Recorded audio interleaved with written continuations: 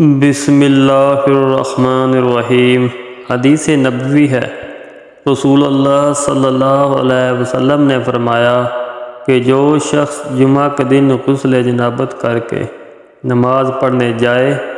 تو گویا اس نے ایک اونٹ کی قربانی دی اگر اول وقت مسجد میں پہنچا، اور اگر بعد میں گیا تو گویا ایک گائے کی قربانی دی، اور جو تیسرے نمبر پر گیا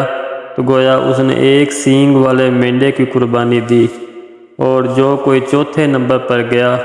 تو اس نے گویا ایک مرغی کی قربانی دی، اور جو کوئی پانچویں نمبر پر گیا اس نے گویا انڈا اللہ کی راہ میں دیا۔ لیکن جب امام خطبہ کے لیے بہر آ جاتا ہے تو ملائکہ خطبہ سننے میں مشغول ہو جاتے ہیں۔